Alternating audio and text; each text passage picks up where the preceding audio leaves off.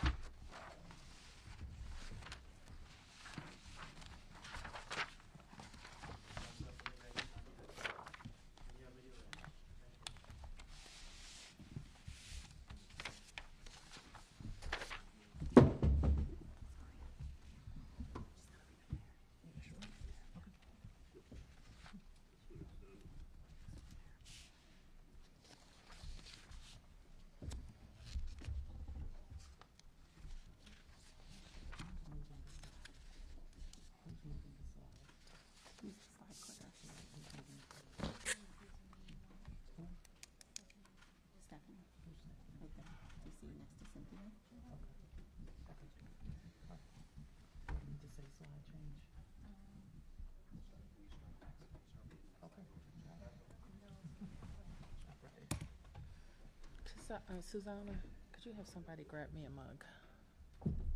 Thank you. Just a mug for the water.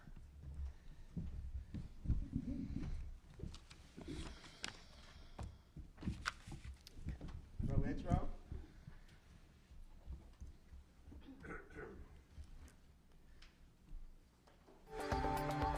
And now, we bring you the following live press announcement. Our regularly scheduled program will resume following the announcement. Good morning, everybody. I'm Muriel Bowser. We are located in the headquarters of the Metropolitan Police Department. I'm joined by Chief of Police Pamela Smith, Deputy Mayor for Public Safety Lindsay Apida, and the City Administrator for the District, Kevin Donahue. I'm Muriel Bowser, the Mayor of Washington, D.C. We are here today in our Joint Operations Command Center to provide a public safety update, to review crime trends and initiatives that we have put in place over the last year. I want to start by thanking MPD. I want to thank all of our public safety teams, local and federal, and the agencies that support their work. I want to acknowledge the hard work and leadership of Councilmember Brooke Pinto, who is the Ward 2 council member and the council's lead on public safety and justice, who work with us to pass common sense public safety legislation. And I, of course, want to thank Washingtonians, business owners, visitors who we asked for support, whether it was putting up crime cameras, calling in suspicious activity, calling their council members to weigh in on how important it was to rebalance our public safety issue. I want to say thank you. I want to say thank you even for coming out to community meetings and letting us know exactly what the impact of crime had been on your family or community, and how important it is that we have been able to move common sense legislation forward and work hand in hand with MPD and our violence interrupter programs to make the district safer. And because of that work, we will talk to you with some specificity today about how we got to a 35% decrease in violent crime in the district in a year's time, how we cut carjackings by nearly 50% in the same amount of time. And the chief will show in just a few moments, compared to last year, how crime is down in every category. And violent crime and overall crime are lower today than they were before the pandemic. So we'll highlight these initiatives. We'll be able to answer a few of your questions and talk about how important it is that we don't look back, and also that we don't retreat to policies that led to spikes in crime. So I want to turn now to talk a little bit, as we were, I guess, maybe a year and a half ago, we presented the following slides to you that talked about, over a 10-year period of time, how our public safety ecosystem had changed. You might remember that we outlined this and we talked about how we were going to address all of the troubling points. I think we all knew then that changes had been made to the ecosystem over a 15-year period of time that were having a very negative effect on public safety in our city. So I want to thank and give a big shout out to our public safety team that put a lot of work into strategic fixes that were represented in our Safer, Stronger 2.0 legislation, as well as Act Now. And most of those provisions were included in Secure DC, the omnibus legislation that passed last March. So with that, I want to turn it over to Deputy Mayor Pia to talk a little bit more about how we rebalance the public safety ecosystem and our work ahead. Thank you so much, ma'am, and thank you for your leadership and continued support of our work. So as the mayor has said repeatedly, it was important for us to rebalance our public safety and justice ecosystem. We had gotten out of balance, particularly with accountability. And we worked very hard with the council, with stakeholders, with residents and businesses and others to propose common sense legislation that would help us to have immediate impact. And so that's what we saw. Provisions that were in Secure DC, or the Safer, Stronger Amendment 2.0, the Act Now, the Prioritizing Public Safety Amendment Act, the Emergency Act from last summer, and finally culminating in Secure DC, which the mayor signed in March, have really helped us to have impact in driving down crime. There are a lot of provisions in Secure DC, and so just covering some of them that we thought were key in helping us to both drive down crime and also to help our residents feel safe. We often say that being safe and feeling safe are key priorities of ours in public safety. And so drug-free zones, the chief will talk more about what that's looked like, but we had proposed reviving provisions around anti-loitering drug-free zones that would allow MPD to really interrupt activity that we had seen that was increasing. And one of the things that we said that was critically important to us was to allow our residents to reclaim public space, that it wasn't simply about arresting people for offenses, but really about interrupting activity and allowing residents to reclaim public space. And we've really seen that has had impact. Organized retail theft, certainly last year we were seeing significant increases, like our counterparts across the country, in organized retail theft.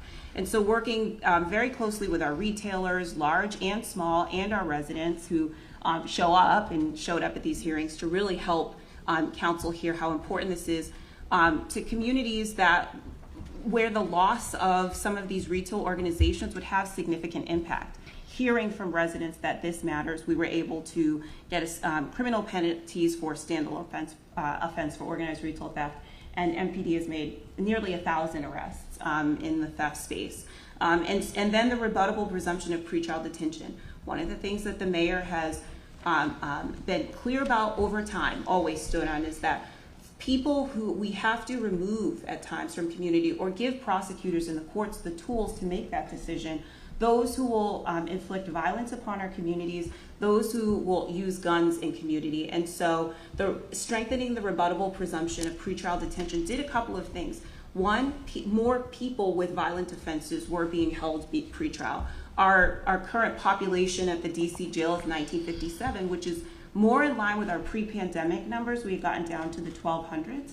And in the breakdowns, which we post, a lot of data also came out through security. So you can see what the breakdown is. There are more people with violent offenses being held, and we are seeing the impact of that in the community. The other piece of that isn't often talked about, but that is important, is trust. We have asked our residents, businesses, and others all the time, you see something, say something, and to help us close cases. Well, in order for that to be the case in some places, seeing someone who people know has committed a violent offense or otherwise back in community was eroding trust that they would be kept safe, those who help us. And so that the strengthening of that rebuttable presumption both helped community be safer generally and also strengthened the trust that we can keep people safe and that then they can participate with us in the process of case closure. And so those are some of the key provisions of Secure DC, along with significant amounts of data that's being released that really helps us to continue to refine our strategies using data and evidence as to what's happening in our community and to make adjustments accordingly.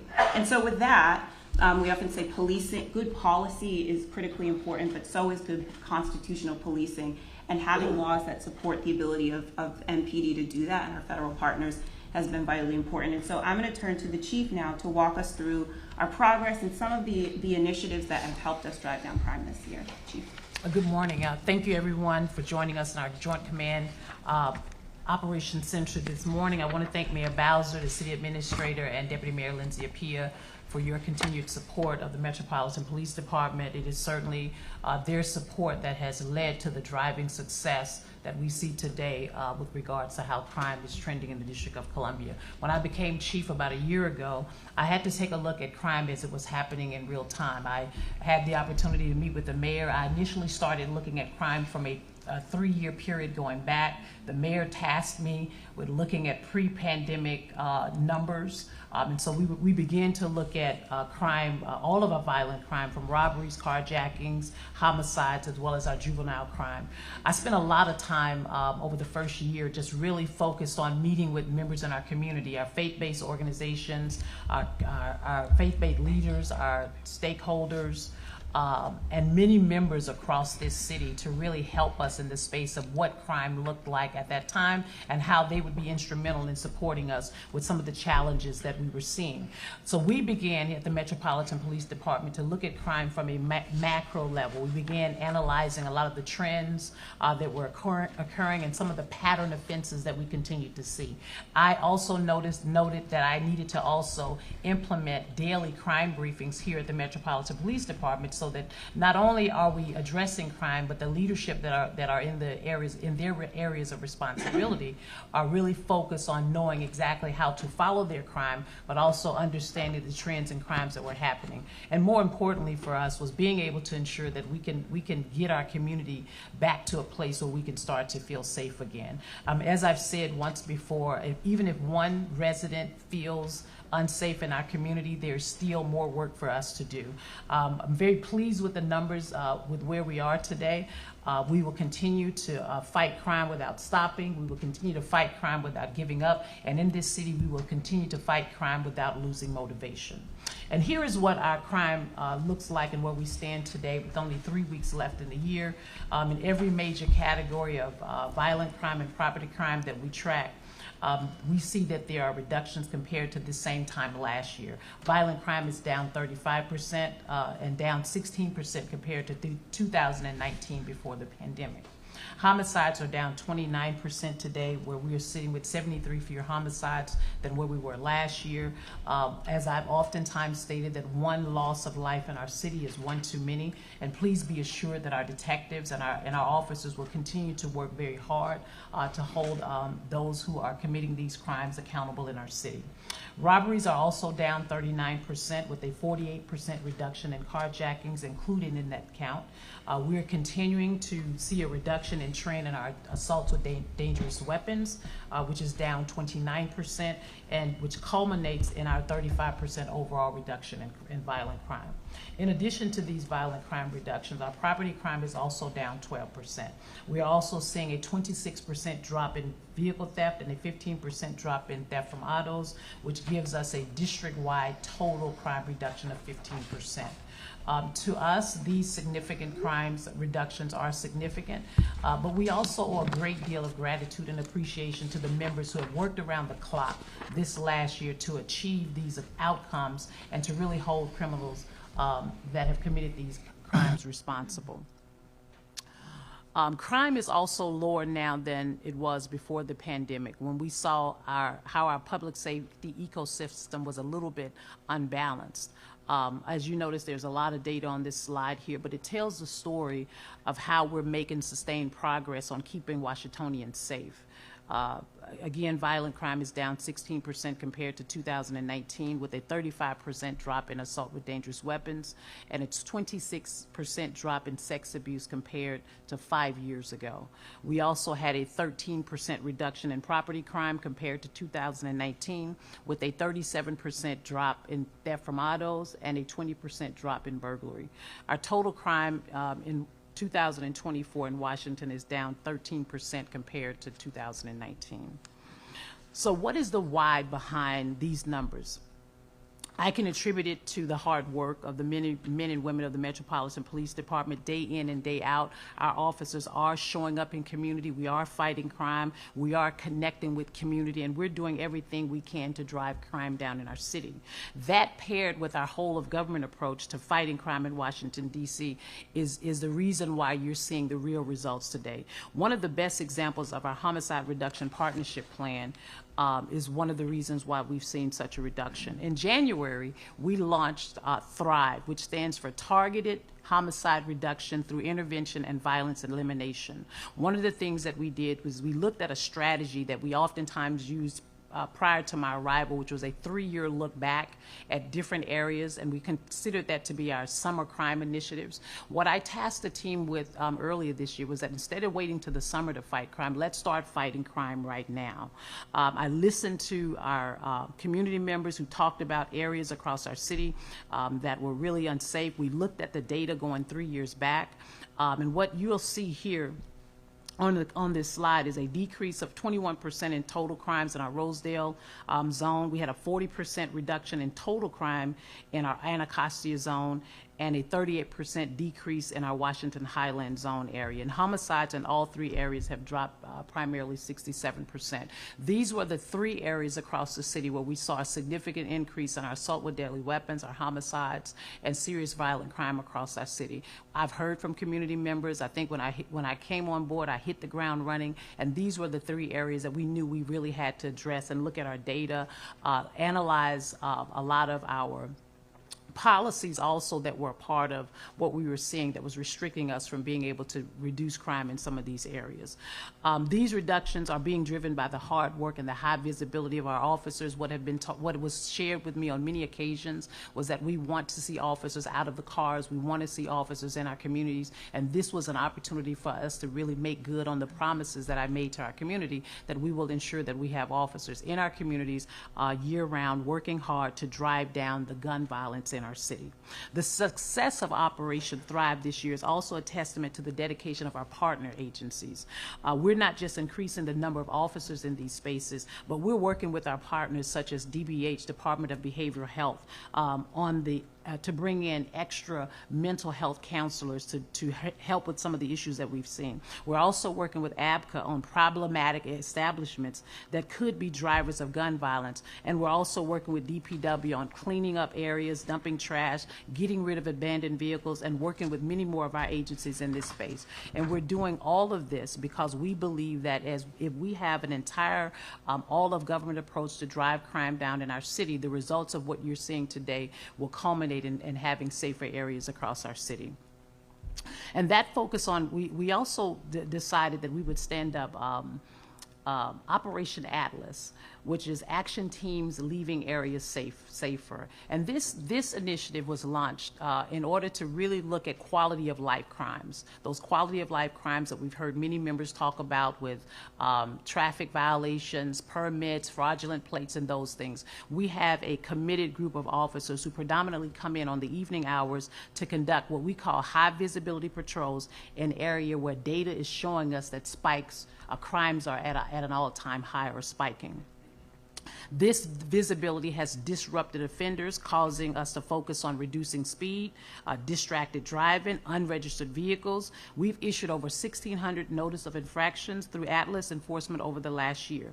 I want to speak for a moment about the work of these officers. Most of these members who work Operation Atlas shifts are doing so voluntarily on overtime. These officers are willing to sacrifice time with their families because they bought into the mission that the work that we do from the quality of life crime perspective is also a significant driver to decreasing crime in our area. Atlas has made over 1,800 arrests, recovered 142 stolen vehicles, and seized over 122 weapons. We are increasing the sense of safety in our communities, and we'll continue to work with our partners to deploy resources in these areas across our city. In 2023, we knew we had a problem with a small group of offenders quickly committing robberies and carjackings in several areas across our city. To address this emergence issue, we looked at data and hotspot policing models to analyze areas repeatedly being hit by these suspects. The next step was to increase our presence in all of these spaces. So we initiated the Robbery Suppression Initiative just to make sure that we were really focused on the robberies and carjackings across our city. Our RSI is what we call it, deployed to very concentrated areas and are constantly moving around the city based on trends and what we are seeing in that moment, with the mission to disrupt these offenders repeatedly committing robberies and burglaries and carjackings across our city. Since launching this initiative in July, RSI has made over 563 arrests, recovered more than 426 guns, and during these deployments, these teams have also recovered 124 stolen vehicles. This intentional deployment strategy, both in terms of when and where offenses are being committed, is one of the main forces behind our 39% reduction in robberies across the district. To me, this is a tremendous reduction, and we'll continue to implement the staffing models to stay ahead of suspects who want to prey in our community. You heard Deputy Mayor Appiah speak about our drug-free zones. One of the top concerns that we heard, and also I heard from our community entering this year, was about the need to curtail the use and sale of drugs in public spaces. Allowed me to stand up drug-free zones for time. Since March, we've enforced a total of 89 drug-free zones across all 7 of our districts. Just 12 serious crimes have occurred in these 89 zones during the DFZ enforcement.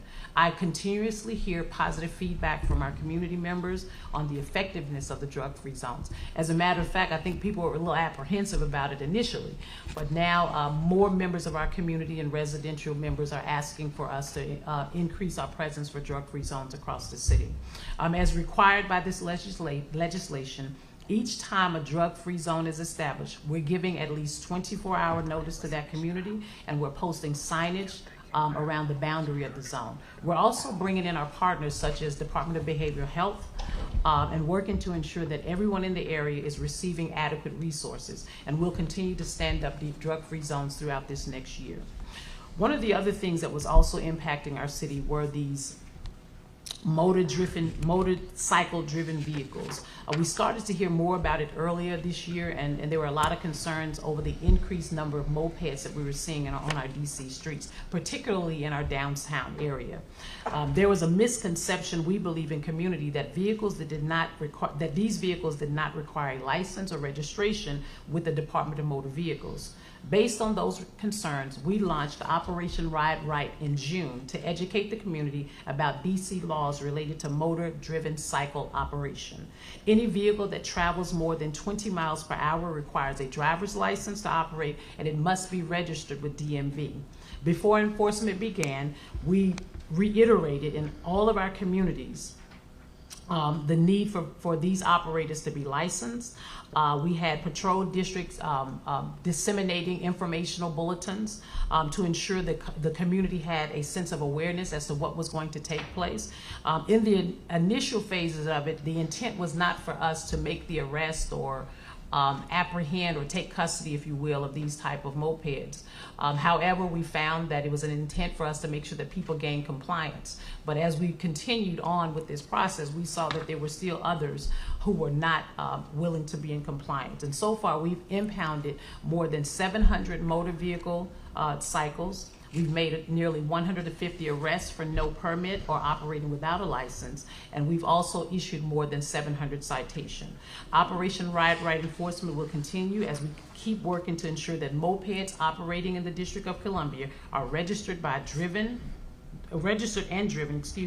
by licensed drivers who have insurance and are wearing their helmets. There was also some concerns about some of the marijuana establishments or marijuana dispensaries across our city. We have partnered, if you will, with ABCA, the Alcoholic Beverage and Cannabis Administration, to identify unlicensed establishments, and it is our intent to shut them down. Since launching our effort this summer, we have successfully closed 14 businesses. Once the illegal sale of drug products is observed by our investigators, a closure order is drafted and issued to ABCA. Once the business is closed, our investigators execute search warrants to seize illegal materials inside the business and prevent any further use of sale. In some cases, we've recovered hundreds of pounds of marijuana and illegal psychedelic mushrooms. Our efforts should send a message to many community members who are looking to launch these businesses that anyone operating an unlicensed business in our city will be held accountable. You must comply with the law or you will be shut down, and you could certainly face criminal charges. Our partnership with ABCA remains strong, and our investigators are going to continue to ramp up this effort. We cannot have businesses operating in our city or in a space that are not compliant with DC law, and any businesses skirting around the law will face consequences. One of the most important things, I think, since I've been in this space is looking at how, and when I say been in this space, specifically within the Metropolitan Police Department, is how we have invested in technology. Beyond looking at our crime-fighting initiatives, I've worked since day one to prioritize getting MPD's technology upgraded to keep our department on the cutting edge. And thanks to the commitment of Mayor Bowser and the DC Council, in the FY25 budget, we've been able to make some incredible progress in modernizing our department. One of our greatest investment has been in the launch of our real-time crime center, right across the hall from where we are sitting right now in the center of the MPD headquarters. The real-time crime center, or the RTCC as we call it, has completely changed our approach to each and every criminal incident in our city. Our RTCC investigators work around the clock, monitoring calls in all 7 districts to track emerging crime trends and provide real-time information to our officers in the field. When a crime occurs, our investigators get to work combing through all of the camera networks to identify and disseminate suspect and vehicle images. This approach gets results. In 2023, too often we saw a small set of offenders rapidly committing a series of robberies or offenses across our city. With the real-time crime center, we are now putting the investigative pieces together faster. We're giving officers in the field critical lookout information to track down offenders and to apprehend and or make arrests. Some of these cases have been covered by you and your colleagues here in the room today, but I'll highlight a few that I think that shows just how much of a game changer our real-time crime center has proven to be this year. Earlier in October 6th, our officers responded to a fatal stabbing in the 1700 block of Lincoln Road Northeast. Within minutes of the stabbing call, RTCC investigators located surveillance video showing the suspect fleeing the crime scene and discarding the knife used in the murder in a nearby trash can. Our investigators immediately disseminated the video to our officers and detectives responding to the scene. Using that video, officers were able to canvass the neighborhood. We were able to locate the suspect and place him under arrest. Officers also secured the location where the weapon was discarded, greatly assisting our homicide detective with the future prosecution of this case. That suspect faces second-degree murder charges and remains held in custody today. In a time before the real-time crime center, it could have taken hours to locate and review the crucial footage, giving the suspect critical time to make good on their escape and the possibility of that knife never being found. This is just one example, but the work that contributed to a successful closure in this case plays out daily in our real-time crime center, and it is why all of us should be grateful to our mayor for the investment in this center. But none of the work our real-time crime center investigators could do is possible without our CCTV cameras, which also grew this year by 50 cameras thanks to the mayor's budget. Our network is up to 411 fixed cameras and 18 mobile cameras deployed strategically based on recent crime trends. Everyone here knows how video footage has become one of the most crucial pieces of investigative evidence. Cameras now play a role in nearly every case we investigate. When decided, we've been intentional in distributing suspect and vehicle images from our real-time crime center to the public. The posts include on this slide are just some of the instances where we pushed out images within an incident, within minutes of an incident occurring. In one shooting in our 6th district this summer, we pushed out suspect images in less than 20 minutes after the first call from that scene. And we're going to continue keeping our foot on the gas in this space. And you'll continue to see images a lot more quickly around in our news releases as well as our social media pages. Just as the cameras have been an ever-increasing part of criminal cases, we are relying more often on our air support unit to track suspects and relay information to both officers on the ground and to our real-time crime center investigators. Since you joined us from the unveiling of the new Falcon 1 helicopter in June, our air support unit has continued to be a force multiplier across this city. So far this year, Falcon has responded to more than 1,100 calls for service, performed more than 1,000 traffic checks, and assisted in more than 160 arrests across the city. Just last week, Falcon tracked a vehicle that had been carjacked in the 1300 block of Kenilworth Avenue Northeast as it crossed the Anacostia River over into our 5th district.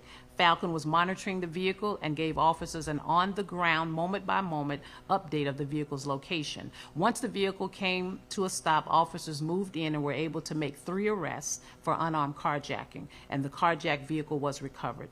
Falcon allowed for the safe monitoring of that suspect vehicle without the high risks that are associated sometimes with vehicle pursuits. Thanks to that work, 3 suspects who posed an imminent risk to our city were taken into custody. That's the work of our air support unit day in and day out.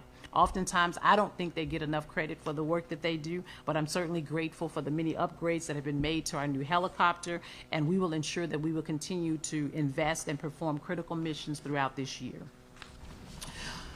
As we are also investing in our technology, I have been intentional since becoming chief about listening to and investing in our community. I tasked the team when I first arrived with ensuring that in every single district we would host public safety walks. I've attended countless meetings in every ward of our city. The concerns that I've heard from our community are drivers for all the initiatives that I've gone through this morning. We also work very hard to ramp up our efforts in encouraging and engaging community, hosting thousands of events over the last year. Our community wants to hear from us and they want to see us, and we will continue to be ever present in our community. That desire to see MPD's presence and have an easy access point to our city resources was a reason behind the mayor's idea for safe commercial corridor hubs launched earlier this year. The goal of these spaces was to create a storefront for a menu of government resources.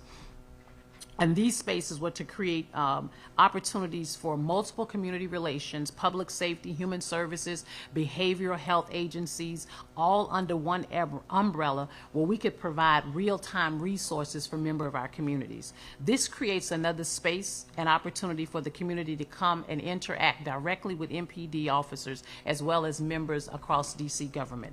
The first hub launched in February on 8th Street in Chinatown. Since the hub's launch, the area has seen a dramatic crime reduction, including a nearly 90% drop in violent crime, a nearly 40% reduction in property crime, and a 47% drop in total crime. These reductions are pivotal in a corridor that is important to our success of our city. And beyond the hub, we've also increased our presence in the area, particularly during events at our Capital One Arena.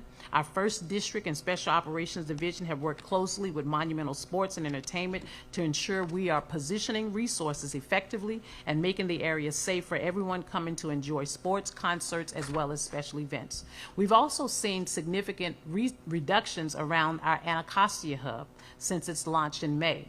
We've seen a 50% drop in violent crime, a 21% drop in property crime, and a 26% drop in overall crime in our Anacostia area. Our hope is that these spaces will continue to serve our community well and function as access points for resources from both MPD and all of our partnering agencies.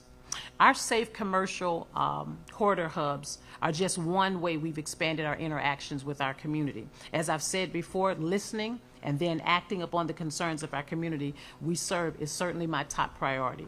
Each of our patrol district has a commitment to community outreach tasks with organizing events, and they have their finger on the pulse with every district from block to block. This year, our community outreach teams have hosted more than 2,100 events with nearly 900 partner agencies and community groups. That's an average of more than 6 events per day, connecting us with more than 90,000 residents. Many of you are aware of the major annual events we host, like our National Night Out, our Shop with a Cop, but every single day our outreach teams are in our neighborhoods organizing community safety walks, hosting a coffee with the cop, hosting a shop with the cop, and even getting out of their cruisers together for birthday parades. Whatever it takes, our community outreach team rises to the challenge.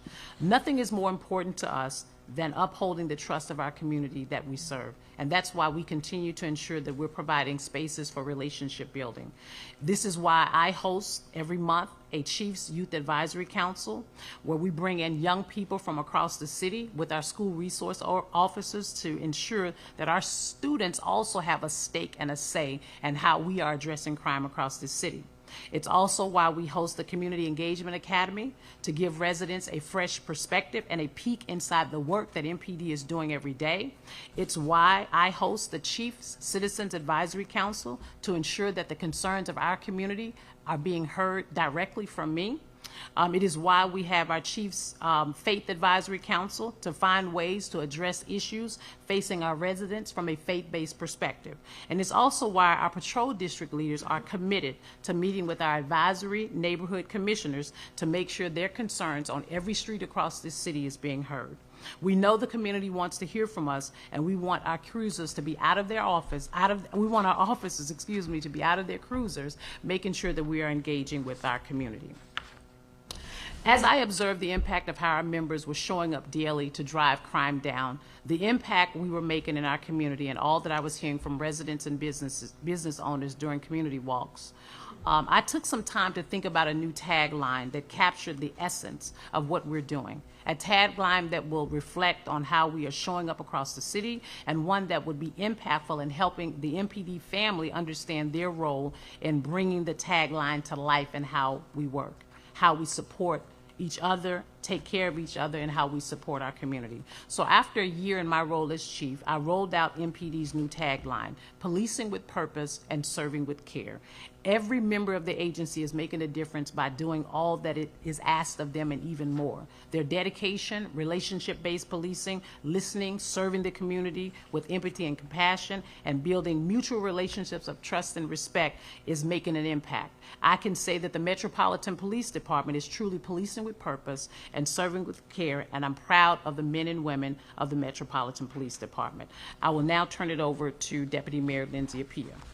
Thank you, Chief. So I'm not going to take too long, but we believe, and the mayor has always challenged us to have a whole of government response to crime and to reducing crime in our city. And so what you see is, in the next slide, is what that looks like for us.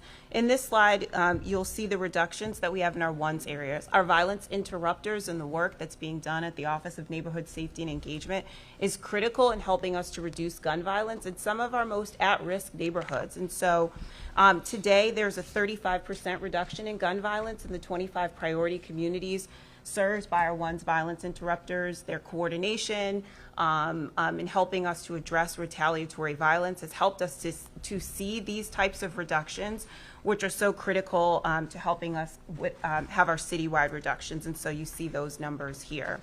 You heard the chief talk about our Thrive efforts, but nearly 4, sometimes 5 days a week, there are multi-agency efforts happening across our city, supporting the Thrive efforts in our nightlife corridors. And you can see it truly is all of the agencies working together at the same time, which takes commitment, and our partners across cluster are doing this, like I said, 4 to 5 days a week. And so you can see alcohol, ABCA doing license enforcement. We have health out with us doing health inspections.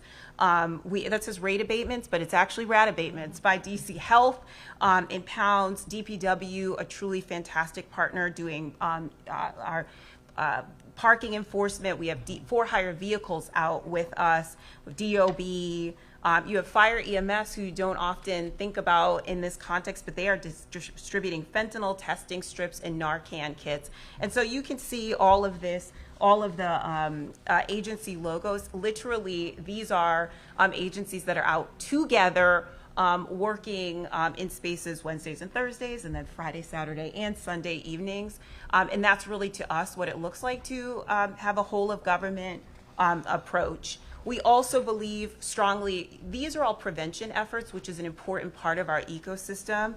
And one of the things, I come from the juvenile justice world, is making sure that our kids get to school, because we know that truancy is a big indicator for juvenile justice and system involvement. And so our Safe Passage program, Public Safety and Justice, has partnered with our education partners from the beginning. But last year, Safe Passages was moved into our office with the understanding that when we talk about a credible contact continuum, that part of what helps us to drive down crime and get our kids to school safely is the type of communication and coordination that comes across our system. So we have nearly over 200 Safe Passage ambassadors across our city every day, working together with violence interrupters, with schools, with MPD, with Metro Transit, on an everyday, all-day basis to help us make sure our kids are getting to and from school safely, and also helping us to address the issues that might be happening in school and out that are driving crime in our city. So critical component. And then also our partnership. You've heard us talk about policy, policing, and our partnerships with our community. There are grants given out, hundreds of millions, really, of grants across our government that we would say are really part of crime reduction and crime prevention, from food access to out of school time grants to grants to that are given to our businesses, our bids, and other development cores that are helping us to increase presence. A lot of what we know that helps us to reduce crimes is eyes and ears. And so you could see here our Safe Commercial Corridors grant program that we started last year as a pilot, and that has expanded, nearly double this year. In our bids and corridors, I think we have 12 this fiscal year that are helping us to both increase presence with ambassadors, but doing things like helping businesses to fund alarm systems and cameras, which are huge to us, and making sure that those are linked into our real-time crime center. And so What we would say is this, that we are encouraged by our progress this year. We are. But we know there's more to do. As the chief said, and as the mayor always tasked us with, as long as anybody is a victim of crime in our city, that is one too many.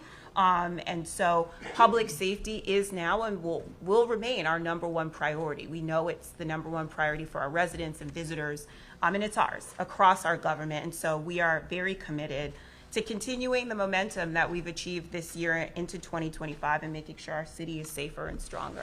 So with that, I'll turn it back over to the mayor. Thank you, Deputy Mayor, and thank you, Chief, for a very detailed update on our progress. And we will take some questions on public safety.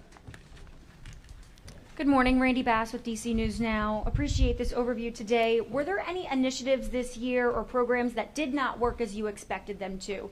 Anything that we won't be taking with us into 2025? Anything that, just didn't have the effect that you had intended for it to? So I want to believe, and I will say, and I think the numbers kind of demonstrate that every initiative that we put in worked. I think one of the things about crime is that it's really hard to determine what people are going to do and how they're going to do it, but it's our responsibility to ensure that we're looking at the data, that we're tracking it, that we're looking at not just the data, but what does the policy allow us to do? And so with creating those initiatives, knowing from my perspective that we have true crime fighters here at the district within the MPD, and my intent was to ensure that we had those initiatives in place, that those same initiatives that we launched this year, we're not adding anything new, we will carry them into next year because it's working. No follow-up if I can. Of course, there's a regional component to all of this too. I know your focus is the district. Sorry. Say it again. There's a regional component to all of this too, I'm sure. Your focus is the district, but of course the district does not exist in a bubble. Right. How are you working with neighboring agencies, other leaders there, other chiefs in the region? What kind of conversations are you having at the regional level too? We talk almost, if not daily, sometimes twice a day, depending on the types of crime. As I've stated before, criminals have no jurisdictional boundaries, so it's so very important for me as the chief, the leader in law enforcement in this space, to make sure that I'm working with PG County, Montgomery County, the chiefs in Virginia, to ensure that we are all tracking the same thing. Most of us are dealing with the same crime, right? Laws and rules and regulations and certain jurisdictional boundaries are sometimes different than here in the District of Columbia. So I think we take ideas from each other, and as you know, a lot of what you saw here in DC even last year with respect to retail crime, theft, and things like that was happening across the United States. So it wasn't isolated to MPD, but it's certainly very important for me and my team to ensure that we are really in the trenches with our federal, state, and local partners in addressing crime here in the region. It was really apparent when we were first talking about this center, and before it was even, or the RTCC, before it was built out. I joined the chief, and there were either chiefs or high-level professional folks just about from every agency in the region who were committed to being a part of our efforts. And I think it also sends a very clear message to people who would do crime in the district and run to Maryland or run to Virginia or run to the counties to know that this network of cameras and back and forth is really critical to solving crime if it happens. So that's important. It also magnifies the reach of our cameras in a very significant way.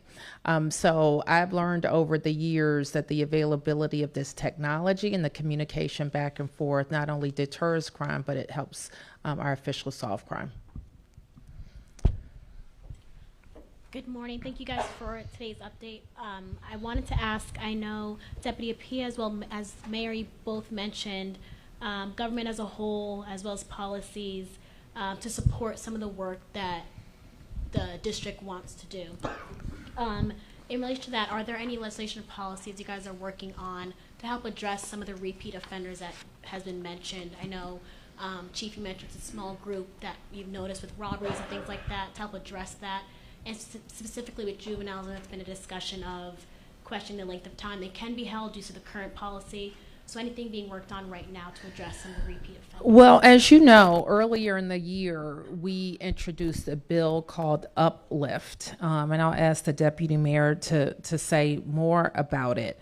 But it really had a couple of thrusts. How we get young people who have committed crimes in the system where we can help them. And so that would limit the type of diversions that are available for young people. It would also speed up, whether a young person is committed to the system or not, a mandatory interaction with their families and stakeholders.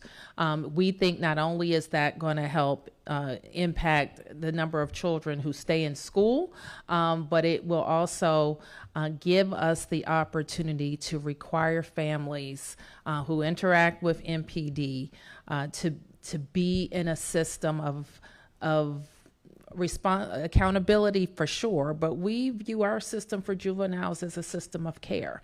And sometimes it has to be mandated, and that's what we think Uplift does. We know that the council is working on some juvenile justice bills. We would have preferred for them to focus on Uplift, and I intend to reintroduce it if it doesn't pass the council this session. Thank you for having this. My first question is just about why you're so sure that local policy changes are the reason for the drop in crime. When you speak with researchers, they're often extremely hesitant to make those kinds of causal analyses. And in this case, there has been a national drop in violent crime and homicides and shootings. And so it might appear that DC is just now joining that trend. So what's your response to that? Why are you so sure that what you did is the reason for this drop? This is what I know. When crime goes up, it's our fault. When crime goes down, it's somebody else's light gain, right? Is that the theory behind your question? When crime goes up, blame the mayor. When crime goes down, certainly the things that we put in place couldn't have anything to do with that. And, you know, I'm not going to go back and forth with whatever researchers you're pointing to. This is what I know about crime. When it goes up, it's my responsibility to work with all the stakeholders, work with the community, work with the policymakers, and do everything that we know how to influence those trends. Would it have gone down absent our trends? I don't know, but I don't think so. And here's why. I don't think so because I know that the people being held now and who are going to trial are the ones who are using guns in our community.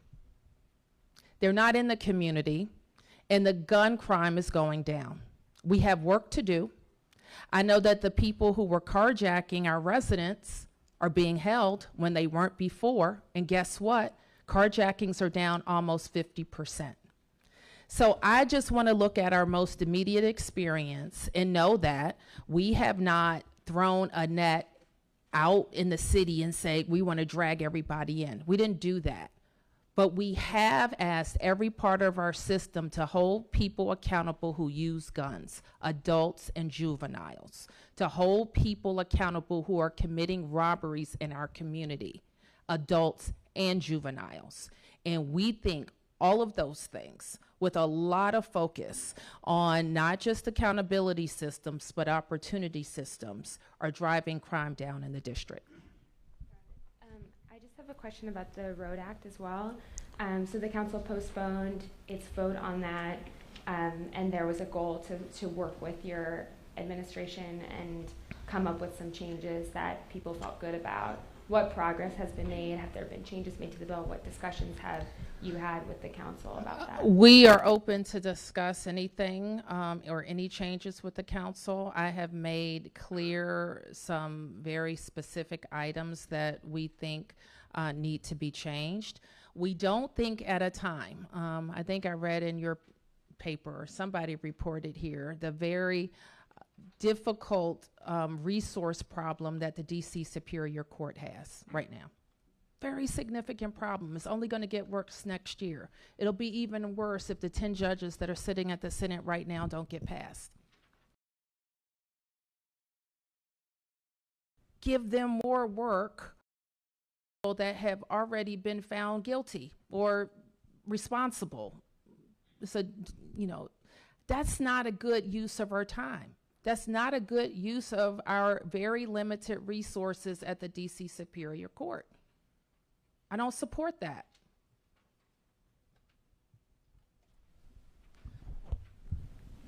Yes, Chief, I was wondering if you could tell a little bit about any changes in trends for hate crimes. I noticed on the MPD website chart, the data show that the 3 highest categories continues to be race, ethnicity, and sexual orientation and gender identity in terms of the victims.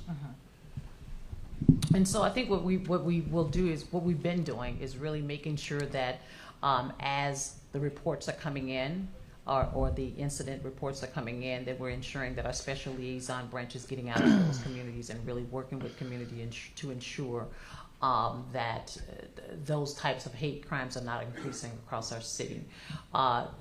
I will say that the 2 or 3 previous cases that were deemed to be hate crimes, we were able to make some arrests to ensure that that was not the case. We will continue to work with our community, work with our members, our LGBTQ, our other groups and organizations to ensure that we are getting the right information out and making sure that people, when they see something, they say something and share that information with us. Chief, Rosbelis Quiñones with Telemundo 44. For our immigrant community, we are interested in knowing if your department have had any interactions with members of the Tren de Aragua. There is a federal warning about their presence on our region, and we would like to know if you have had any interactions with them, what kind of crimes, and how is your department responding to that warning? And so our violent crime suppression, whenever there's, first of all, let me start by saying that, you know, whenever there's any trend or gang or group activity across the country, our crime intelligence unit is very engaged and involved in those conversations. I think there had been at one point some conversations about that group being either in the area or around the area. Our violent crime suppression division has been doing a lot of investigative and intelligence work. I won't go into it right now, but know that we are very focused on any group or gang that's coming into our city with respect to committing any type of violence or crime. And I can tell you we have been very concerned with what we've seen in some spaces across the U.S., but we will certainly keep our finger on the pulse if we determine that that group is locally here. Any interactions? Not at this moment. Not at this moment.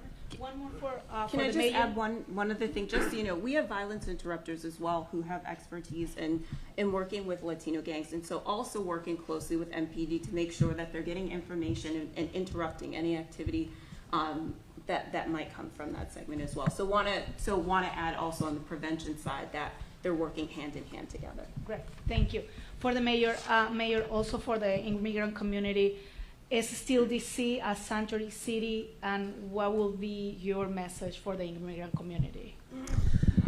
Well, my message is that DC is still DC, and nothing is going to change our values and the efforts that we have to support all of our residents, to encourage all of our residents to be active in the community, to call 911 if they need help or assistance, and to take advantage of the support that the city provides.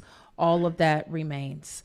I would say to our community that DC has never been involved in the enforcement of immigration laws, but we have to be mindful of what is coming from the federal government. Beatrice Peterson, ABC News. So inauguration is coming up soon. I know the city has been preparing for it. Is there any new threats that may be facing the city? Anything that the public should be aware of? Chief. At this point, we have not received any credible or identifiable threats here in the city or in the region with respect to the inauguration. Okay, thank you very much. Tom Sherwood from somewhere. I want to ask the mayor a question, but first, quickly, Chief, on this subject, has your police department been contacted by the New York City Police in terms of the shooting in New York, in terms of any video you might have trying to track down the shooter in New York?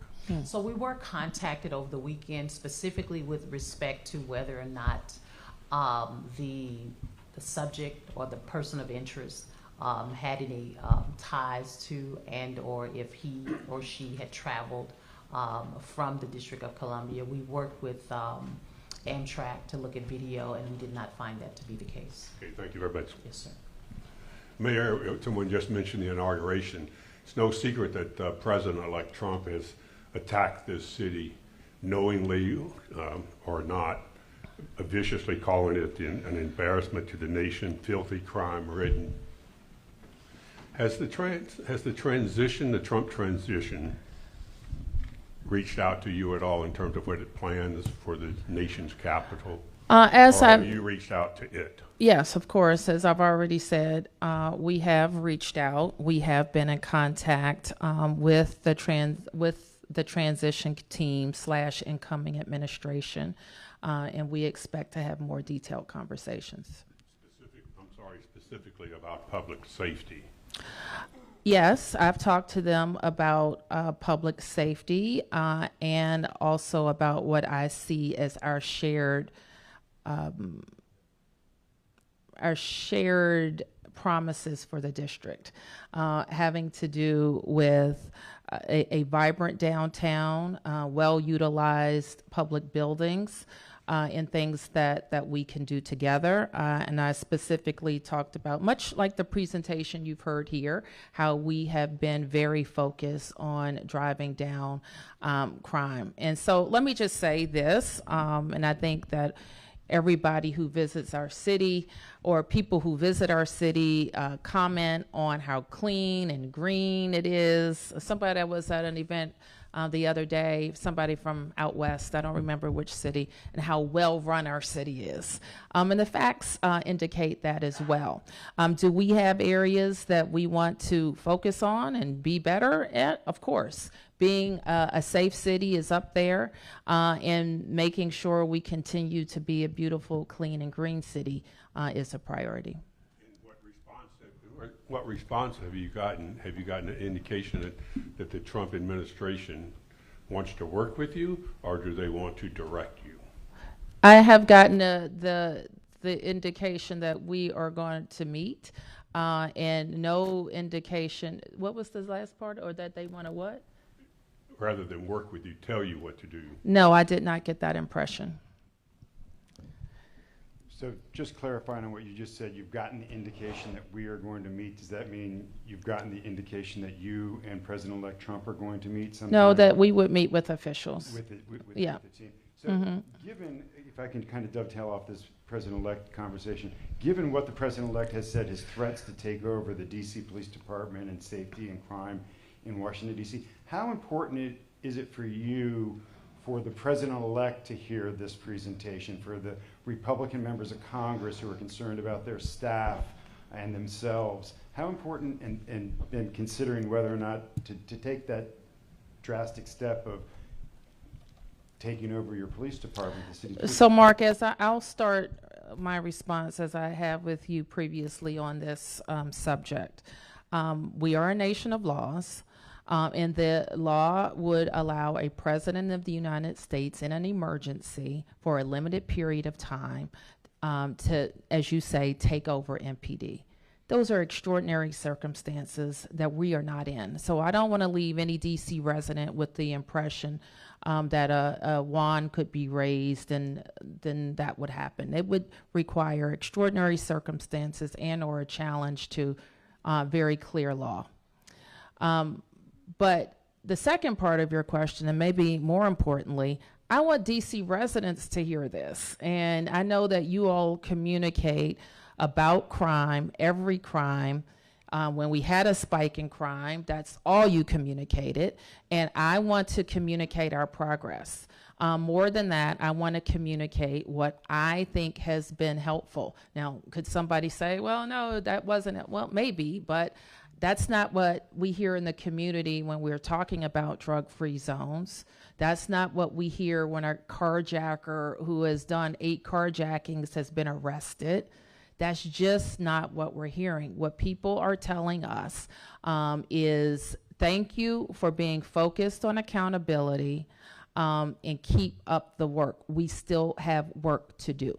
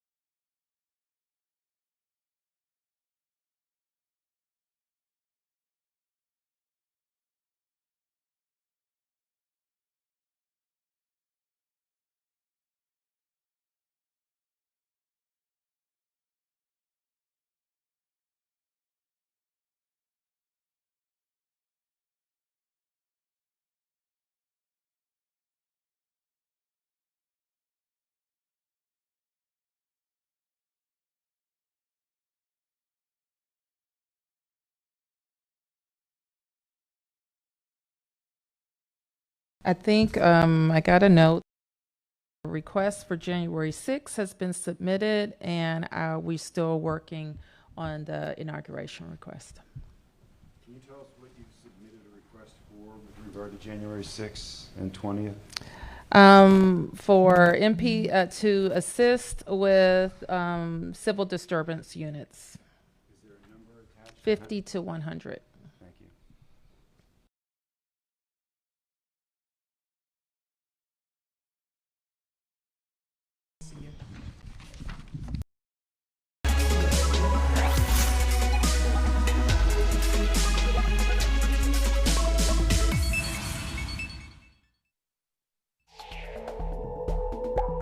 We now return to our previously scheduled program, already in progress.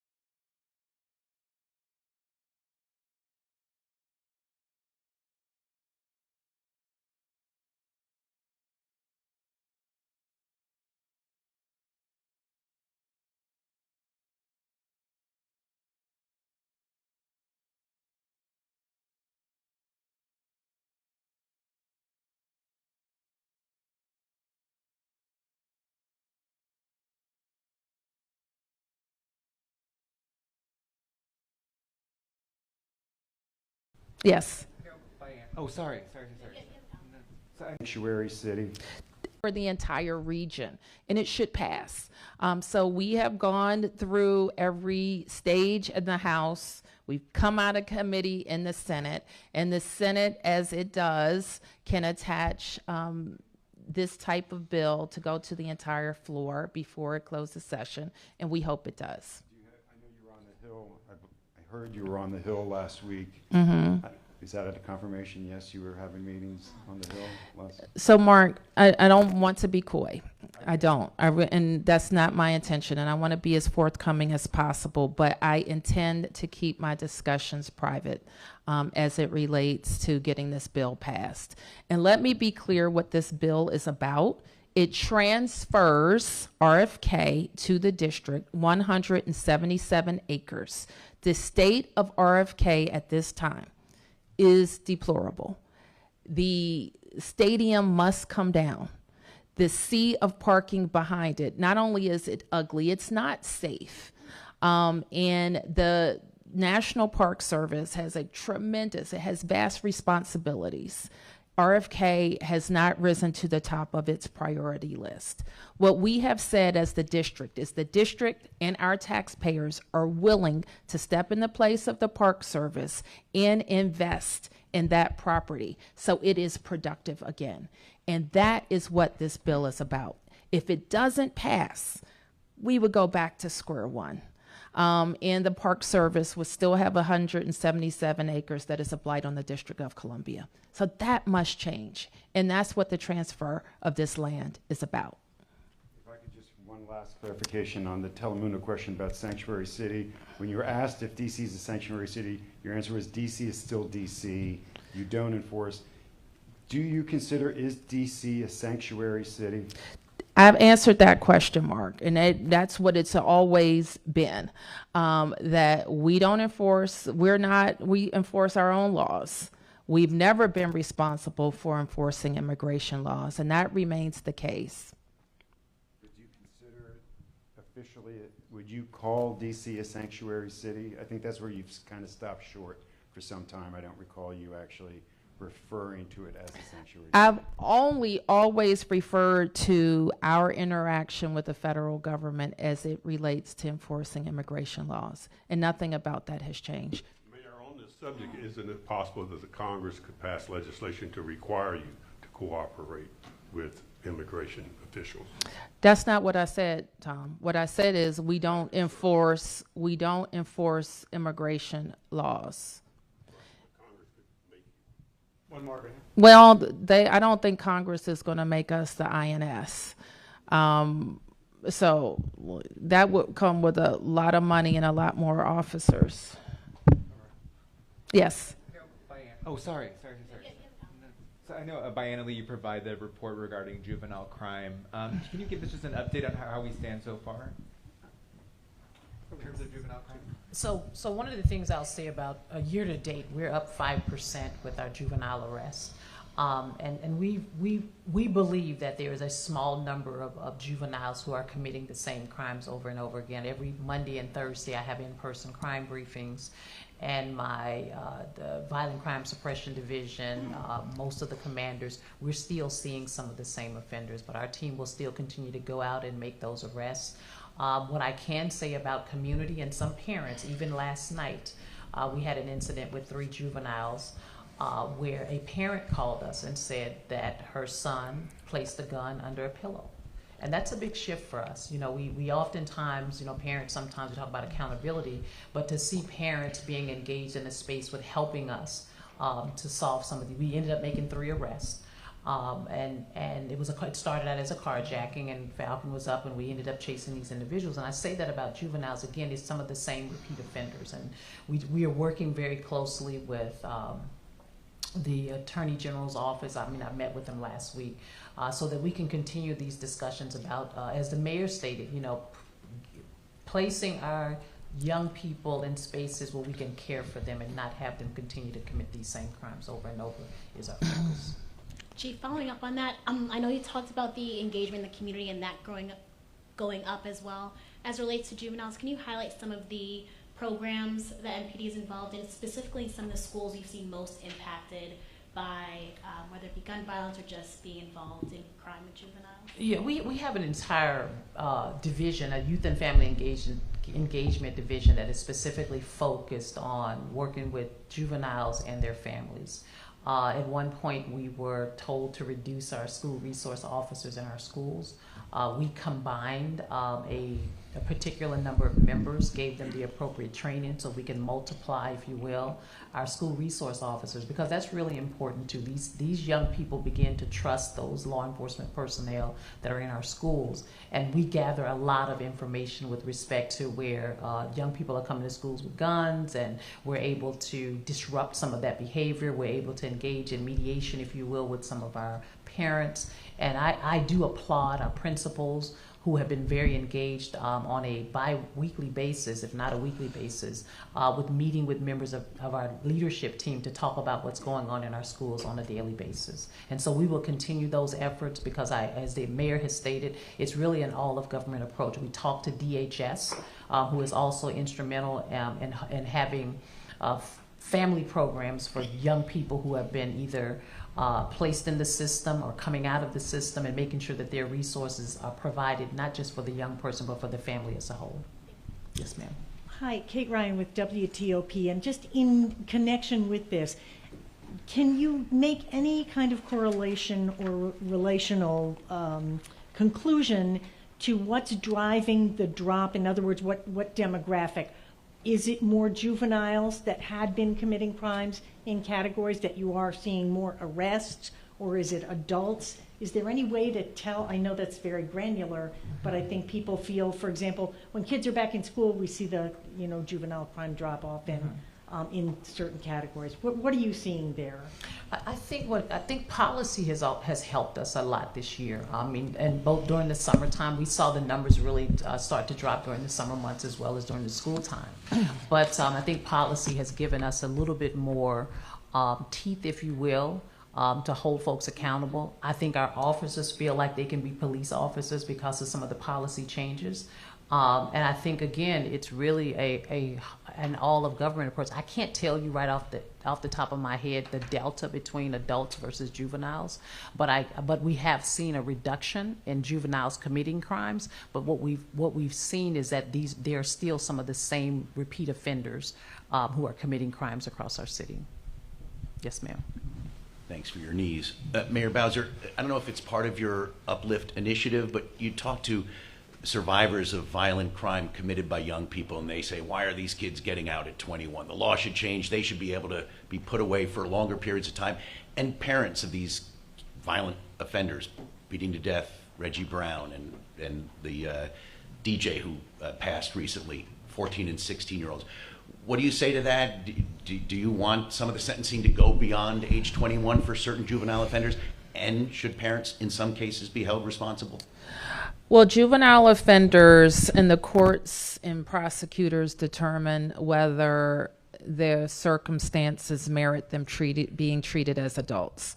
And in that case, they're subject to the adult system. And I wouldn't stand here saying I know every circumstance where I think that's possible, and I think it's in the right place with judges to determine, with prosecutors and judges to determine if it's an adult crime. And I also think in some cases, parents who have acted recklessly, we should connect them to responsibility for what their children do. One question. Yeah, Matt Delaney with the Washington Times. Correct me if I'm wrong, Mayor, but I believe when Secure DC passed this spring, there was a late amendment that required the pretrial detention provisions to sunset after 225 days. That timeline has passed. Are you worried that could upend the progress you guys have made? It hasn't passed. It hasn't passed yet, and we are working with council. There was, it's in several months. There's a study that's supposed to be done. But obviously, we believe, we proposed it in Safer Stronger, that these are important parts of what is helping us to drive down crime. So just like in any other policy space, we're certainly working with council, with the prosecutors and otherwise to make sure we land in the right place on what tools they need to continue to help us drive down crime. Do you know when that deadline is going to be? I think it's February or March, like the actual 225 from the date of the passage, but we can get back to you specifically. Okay. We'll just do one more there. Two questions. First, what has the National Guard request been put in for additional support for the inauguration? And I remember earlier last month, the city was requesting 4,000 additional police officers for support. Has that goal been met, or are we still looking for additional officers? Chief, officers for inauguration. Yes, ma'am. So we are like 3,900 and change with the law enforcement personnel. And as of last week, I've also received requests from other police agencies across the U.S. asking if they could participate in the inauguration. So we are still open with receiving requests to come and support us for the inauguration. It relates to the National Guard. I think I got a note that our request for January 6th has been submitted, and we're still working on the inauguration request. Can you tell us what you've submitted a request for with regard to January 6th and 20th? For MP to assist with civil disturbance units. Is there a number attached? 50 to 100. Thank you. That's it. Thanks, everyone. Okay, thank you. Thank you. Bob, good to see you.